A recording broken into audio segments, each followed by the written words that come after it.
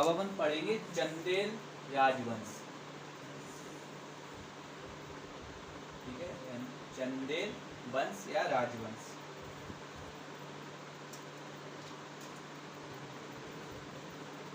तो पहले क्या था, जो चंदेल थे, ठीक है, तो जो चंदेल वंश थे, इनके जो पहले जो व्यक्ति हुए, वो पहले क्या था कि प्रतिहारों के सामंत थे। प्रतिहार वंश था, उनके सामंत थे, मतलब जो चंदेल राजा थे वो उनके सेनापति थे एक हिसाब से, ठीक है, प्रतिहारों। उसके बाद क्या हुआ, प्रतिहार वंश से अलग हुए और उन्होंने फिर चंदेल वंश की स्थापना कर ली। ठीक है, तो चंदेल वंश का जो संस्थापक था वो था नन्नुक। ठीक है, तो देख लो चंदेल वंश का जो संस्थापक था, सीधा संस्थापक लिख के नन्नुक, नन्नुक था। ठीक है,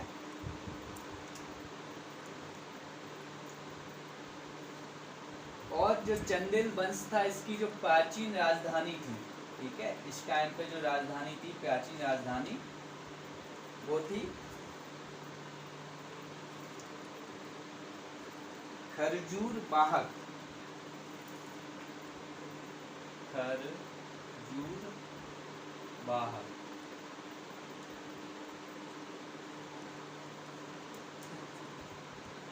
खरजूर बाहक, जिसे आज अपन खजुराहो के नाम से जानते हैं।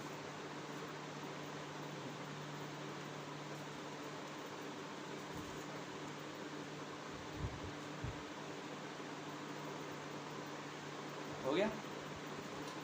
इसके बाद जो नन्नुक थे, इन्होंने स्थापना कर ली चंदेल वंश की। ठीक है, इसी के बाद एक राजा आए, प्रतापी राजा थे, जिनका नाम था राजा जयशक्ति। ठीक है, इनका नाम जयशक्ति भी था, जेजाज भी था और जेजा भी। इनको 3 नामों से जाना जाता है। ठीक है, जेजा, जेजाग और जयशंकर, जयशक्ति। ठीक है, लिख लो राजा जयशक्ति,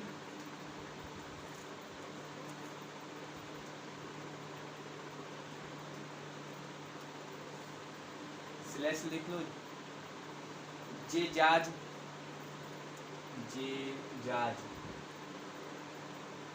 या फिर जेजा।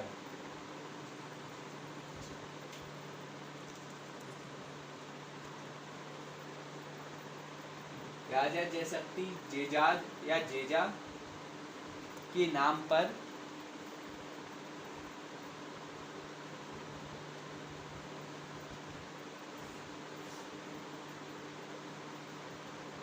बुंदेलखंड को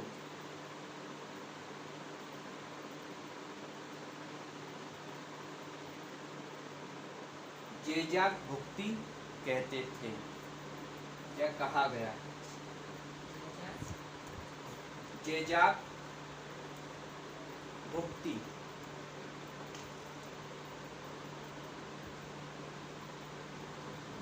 जेजाक भुक्ति। ठीक है, उस टाइम पे जो बुंदेलखंड था उसका नाम था जेजाक भुक्ति। ठीक है, वो किसके नाम पे पड़ा, राजा जेजाज के नाम। ठीक है, और अपन अब इसे वर्तमान में क्या बोलते हैं, बुंदेलखंड। अब यहाँ तक बढ़िया था, राजा महाराजा एक के बाद एक आ रहे थे, लड़ रहे थे, खूब लड़ाइयाँ हुई, एक हारा, दूसरा जीता, दूसरे ने फिर तीसरे को हराया, ये चलता आ रहा था। मतलब अभी तक जो चंदेल वंश था, इसमें कुछ एकदम चमत्कार नहीं हुआ। ठीक है, कोई ऐसा अच्छा राजा नहीं आया था अभी तक जिसने बहुत से बड़े भूभाग पे कब्जा किया होगा। ठीक है, ऐसा अभी तक कोई आने नहीं था, नॉर्मल थे सब लोग, ज़्यादा कोई नहीं था। लेकिन इसी टाइम पे एक राजा आए थे, यशोवर्मन।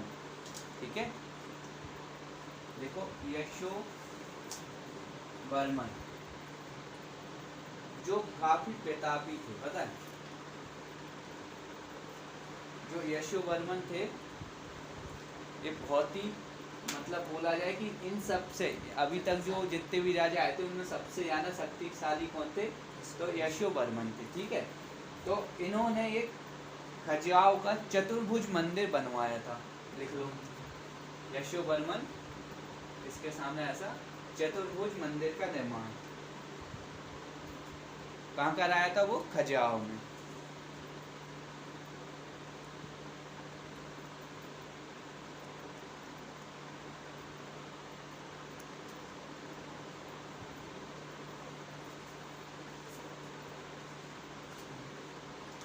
ठीक है। अब यशोवर्मन एक क्या था, साहसी राजा था। तो भैया जो पिता साहसी होगा, बलवान होगा, तो उसका पुत्र उससे भी ज़्यादा साहसी होगा। तो यशोवर्मन का जो पुत्र था उसका नाम क्या था, राजा धंग। ठीक है, राजा धंग। और राजा धंग के बारे में कहा जाता है कि यह चंदेल वंश का सबसे ज्यादा प्रतापी राजा था। ठीक है, तो इसके लिख लो, चंदेल वंश का सबसे प्रतापी शासक या राजा।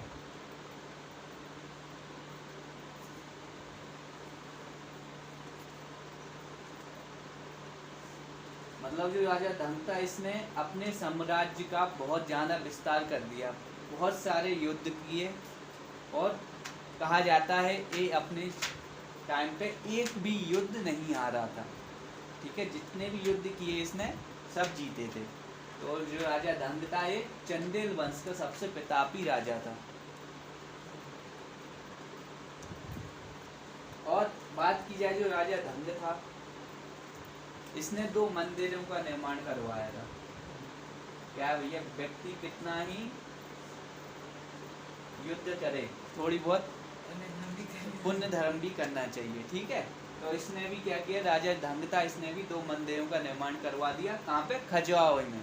ठीक है, इन्होंने केवल जो मंदिर बनवाए वो कहाँ बनवाए, खजुराहो में।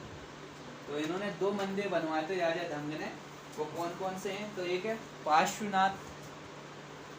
ठीक है, पार्श्वनाथ, और एक था विश्वनाथ। ठीक है, राजा धंग था, उसने 2 मंदिरों का निर्माण करवाया, पार्श्वनाथ और विश्वनाथ। अब भाई युद्ध लड़ते लड़ते बंदा थक गया। अच्छा, अपनी पूरी जवानी में उसने युद्ध किया। युद्ध के बाद उसने सोचा भैया रिटायरमेंट ही ले जाए, और उसने 2 मंदिरों का निर्माण करवा दिया। फिर भी बेचारा 100 साल प्लस जिया, लेकिन बेचारे को मृत्यु नहीं आई। बड़ा परेशान हुआ, भैया यार क्या करें, समझ में नहीं आ रहा है। यार पूरी जवानी हमने युद्ध में निकाल दी, बुढ़ापे में हमने मंदिरों का निर्माण भी करवा लिया, तब भी हमें मृत्यु नहीं आ रही। 100 साल प्लस इसने शासन किया। बंदे को बड़ा दुख हुआ। एक दिन बंदे ने सोचा, राजा धंग ने सोचा कि बस आज अंतिम करते हैं, आज भगवान हमें आज उठा लें तो उठा लें, और अगर आज हमें भगवान अपने पास नहीं बुलाते हैं तो हम क्या कर देंगे कि जो गंगा और यमुना नदी है उसके संगम में जाके हम अपने प्राण त्याग देंगे, डूब जाएंगे। ठीक है, बेचारा दिन भर इंतजार करता रहा कि भैया भगवान उठाएंगे उठाएंगे, लेकिन भगवान ने एक ना सुनी। कुछ नहीं हुआ भैया, शाम को राजा धंग गए और यमुना और गंगा के संगम में जाके इनने डुबकी लगा ली और अपना जीवन त्याग दिया। ठीक है, तो लिख लो कि जो राजा धंग था, इन्होंने गंगा यमुना संगम में समाधि ले ली थी। अब राजा धंग चले गए, चंदेल वंश हो गया सूना। महान राजा था। चलिए भाई, अब महान राजा का एक पुत्र हुआ, लेकिन हमेशा ऐसा नहीं होता कि भैया महान बेटे पिता का जो पुत्र हो वो हमेशा महान ही निकले। कभी कभी वो कम महान भी निकलता है और कभी कभी बिल्कुल बज्जुर निकल आता है। ठीक है, तो लेकिन ये जो थे ये नॉर्मल थे, मतलब धंग जैसे नहीं थे। इनके जो पुत्र थे उनका नाम था कंड, राजा कंड। ठीक है, धंग के जो पुत्र थे राजा कंड थे, जो इतने क्या बोला जाए इतना बलशाली नहीं थे, लेकिन नॉर्मल थे। ठीक है, लिख लो।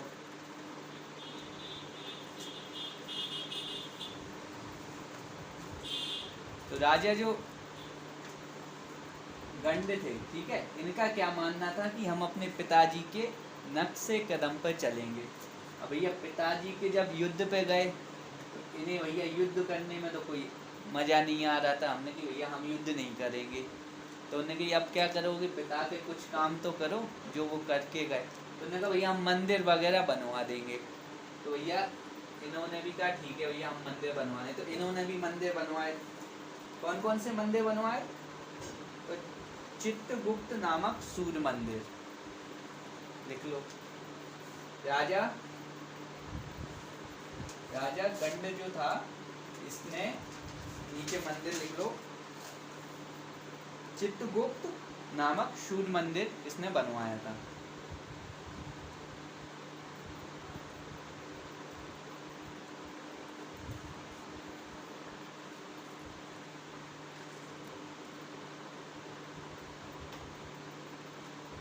एक और मंदिर बनवाया था इसने, कौन सा? जगदम्बी वैष्णवी मंदिर, जगदम्बी वैष्णव मंदिर। अब क्या हुआ भैया, कहते हैं कि जो दादाजी होते हैं, दादाजी का दूसरा जन्म कौन लेता है? उसका पुत्र नहीं लेता, उसका पोता लेता है।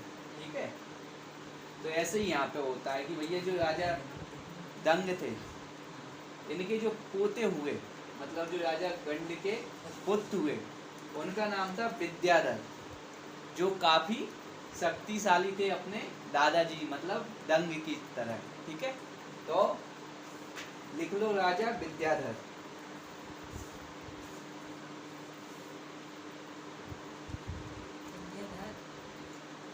विद्याधर, विद्याधर। अब जो देखो राजा धंग थे, इनके टाइम पे क्या था कि यह सबसे प्रतापी राजा थे।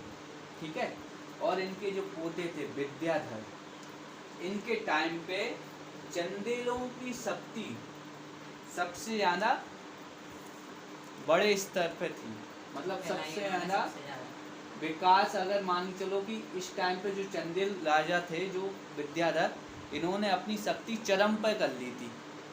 ठीक है, मतलब कोई भी राजा इनसे टक्कर नहीं ले पा रहा था, किससे? विद्याधर से। ठीक है, तो लिख लो विद्याधर के नीचे कि चंदेलों की शक्ति अपने चरम पर पहुंच गई थी। ठीक है, हेडिंग अपनी विद्याधर है तो समझ में आ जाएगा किसके टाइम पे। चंदेलों की शक्ति अपने चरम पर पहुंच गई थी, मतलब इतने शक्तिशाली थे, इतने बलवान थे विद्याधर जी की पूछो मत। और इन्हीं के टाइम पे 1019 ईस्वी में, ठीक है ना, 1019 ईस्वी में महमूद गजनबी ने इन पर आक्रमण कर दिया। ठीक है, पता चला भैया विद्याधर जी अंदर किले में बैठे हैं और चारों तरफ से जो महमूद गजनबी था उसने इनका किले को घेर लिया। अब भैया महमूद गजनबी जो था उसके पास थी बहुत बड़ी सेना, और विद्याधर जी क्या थे? अच्छे लड़ाकू थे, सेनापति थे, लेकिन इतनी सेना नहीं थी कि इनका मुकाबला कर सकें।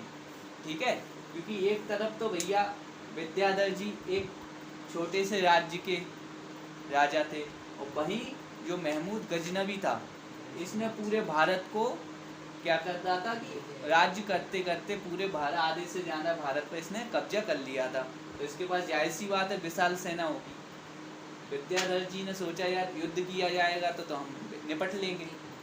इन्होंने क्या कूटनीति का प्रयोग किया, इन्होंने इनके साथ संधि कर ली। ठीक है, इन्होंने कहा हम युद्ध नहीं करते, अपन संधि कर लेते हैं। ठीक है, इस वजह से संधि कर ली किसने? विद्याधर ने। किससे? महमूद गजनबी से। इस वजह से जो गजनबी था वो क्या करता था कि जहाँ पे भी जाता था वहाँ पे पहले तो जीत जाता था, राजा को हराया और वहाँ का राज हड़प लिया, पूरे लूटपाट कर ली। उसका मेन काम था खजाना भरना, लूटपाट करना, और वहाँ जितने भी मंदिर थे उन सबको वो तोड़ देता था, नष्ट कर देता। लेकिन विद्याधर जी जो थे इन्होंने क्या किया कि उसके साथ संधि कर ली, जिसकी वजह से उन्होंने जो महमूद गजनबी था वो विद्याधर जी से प्रसन्न हो गया और इनको 19 किले दे दिए। 19 किले दे दिए, और इनको जो इनका राज्य था खजुराहो, वहां पे एक भी मंदिर को नहीं तोड़ा। ठीक है। अब भैया इनने भी अपनी पूरी जवानी में युद्ध किया, तो ये जैसी जवानी ढलती है बुढ़ापा आया, इन्होंने कहा भैया कुछ भी दान पुण्य हम भी कर लें, हमें सब लोग करते आ रहे, तो इन्होंने कहा एक मंदिर तो हम भी बनवाएंगे, ज़्यादा नहीं बनवा सकते तो एक तो बनवाएंगे। तो इन्होंने कनरिया महादेव मंदिर बनवाया। देख लो, कनरिया महादेव मंदिर का निर्माण करवाया।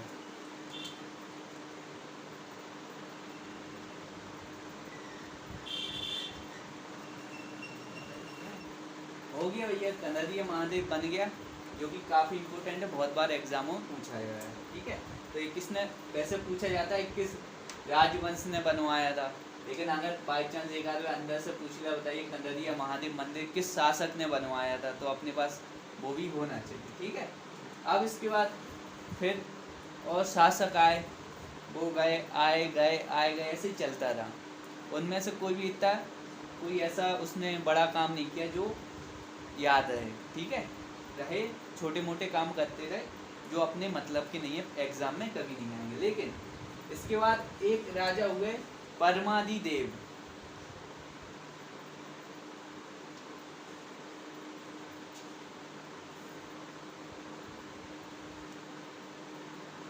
ठीक है। जो परमादिदेव थे, एक राजा हुए, इनके टाइम पे क्या हुआ था, इनके दो सेनापति थे, नाम सुना होगा आप सबने, आलाउदर। तो वो किसके सेनापति थे, परमादिदेव के। ठीक है। तो जो आलाउदर थे ये थे परमादिदेव के सेनापति।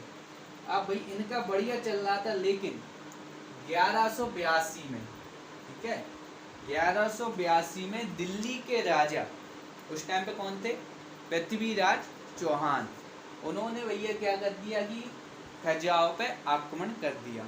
ठीक है। अब भैया आक्रमण हुआ तो वही था कि भैया इनकी एक छोटी सी सेना, वो भैया दिल्ली के राजा थे तो उनकी बड़ी सेना थी, क्या होता जाना से ज्यादा, जाहिर सी बात है हार जाते। पहले दिन युद्ध स्टार्ट हुआ, पता चला जो आलाउदर थे, इन्होंने जो दिल्ली पृथ्वीराज चौहान की जो सेना थी, विशाल सेना, उसका 1/4 भाग खत्म कर दिया एक दिन में, पहले दिन में। राजा बड़ा, जो पृथ्वीराज चौहान थे वो बड़े संकट में है, उन्होंने कहा यार भैया इनके सेनापति तो बड़े खतरनाक तरीके से लड़ते हैं, हमें याद ही, मतलब 1/4 सेना खत्म कर दी इन्होंने एक ही दिन में, अभी तो और कितने दिन युद्ध चलेगा। उन्होंने टारगेट बनाया अगले दिन अपन को कुछ नहीं करना है, केवल आलाउदर को खत्म करना है अपन को, और किसी पे अपन को फोकस नहीं करना। तो ऐसे ही हुआ। दूसरे दिन क्या हुआ भैया, उन्होंने आलाउदर पे फोकस किया पूरी सेना ने, और आलाउदर की मृत्यु हो गई युद्ध में लड़ते लड़ते। ठीक है। अब भैया जो परमादिदेव थे, इनके दो तो सेनापति थे अच्छे, आला और उदल, दोनों मर गए। तो ये क्या करते, हार गए युद्ध। और भैया दूसरे दिन ये मरे तो पता चले शाम का टाइम था जब आलाउदल की मृत्यु हो गई, और तीसरे दिन तो ये खत्म, युद्ध खत्म हो गया, और जीत गया कौन, पृथ्वीराज चौहान। ठीक है। अब थोड़ा लिख लो, परमादिदेव 1182 में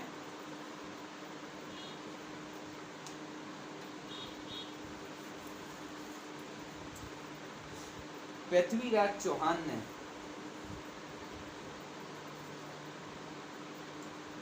आक्रमण किया और विजय प्राप्त की।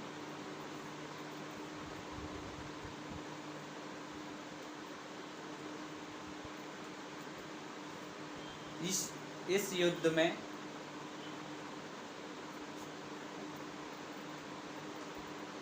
परमादिदेव के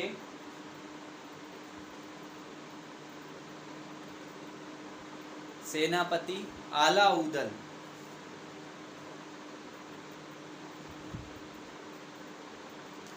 की मृत्यु हो गई।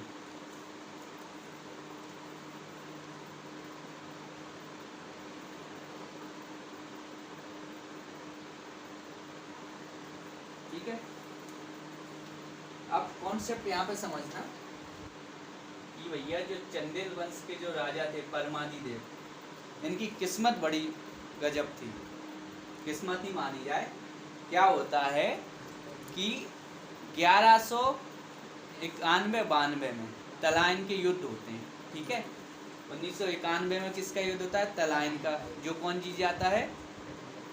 पृथ्वीराज चौहान जीत जाता है, ठीक है। किसको हराता है? मोहम्मद गौरी को, ठीक है। लेकिन 1992 में क्या होता है, 1192 में क्या होता है? तलाइन का दूसरा युद्ध। इस युद्ध में क्या होता है कि जो पृथ्वीराज चौहान है ये युद्ध हार जाते हैं और जीत कौन जाता है? मोहम्मद गौरी, ठीक है। अब यहाँ पर मोहम्मद गौरी क्या हुए? जीत गए। और यहाँ पे खजुराहो में जो परमादिदेव थे, इन्होंने क्या किया कि जितना क्षेत्र, जितने राज्य इनसे छीन लिए गए थे, पृथ्वीराज चौहान ने जीत लिए थे, उन पे इन्होंने दोबारा कब्जा कर लिया। किसने? परमादिदेव ने दोबारा से अपना कब्जा कर लिया और बढ़िया शासन चलाने लगे, ठीक है। कोई दिक्कत नहीं थी, क्योंकि जो भैया अपना ये गौरी था ये लूटपाट करके वापस चला गया, ठीक है। अब इसके बाद क्या होता है कि जब जो यहाँ पे जो शासक था दिल्ली का, कौन बना? मोहम्मद गौरी।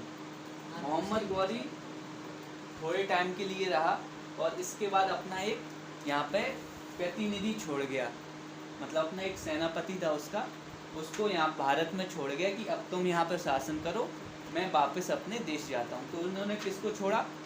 कुतुबुद्दीन ऐबक को, ठीक है। किसे छोड़ा था? कुतुबुद्दीन ऐबक। तो कुतुबुद्दीन ऐबक ने क्या किया कि 1202 में, ठीक है, 1202 में दोबारा से परमादिदेव पर आक्रमण किया, खजुराहो पे आक्रमण किया। और जो परमादिदेव थे इन्होंने कर दिया आत्मसमर्पण, ठीक है। आत्मसमर्पण कर दिया कि संधि मान ली और आत्मसमर्पण कर दिया बिना लड़े, ठीक है।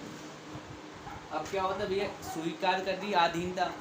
तो वो क्या, राज्य तो करते थे लेकिन कुछ हिस्सा वो दिल्ली भेज दिया करते थे परमादिदेव, ठीक है। धीरे धीरे धीरे करके क्या हुआ कि उनके वो खत्म हुए, उनके लड़के आए, फिर उनके लड़के आए, ऐसे ही चल रहा था, ठीक है। धीरे धीरे उन्होंने क्या किया कि दिल्ली में जो सल्तनत थी वो चेंज होने लगी। गुलाम वंश के बाद कौन सा आ गया वहाँ पे भैया? कौन सा वंश आ गया? खिलजी वंश, ठीक है। तो खिलजी वंश आया तो अलाउद्दीन खिलजी ने दोबारा खजुराहो पर आक्रमण किया, ठीक है। और उस टाइम पे जो खजुराहो था, यहाँ के जो शासक थे वो थे हमीर बर्मन, ठीक है। तो अलाउद्दीन ने युद्ध किया और इनकी मृत्यु हो गई, ठीक है। किसकी? हमीर बर्मन की। तो लास्ट पॉइंट लिख लो, चंदेल वंश का अंतिम शासक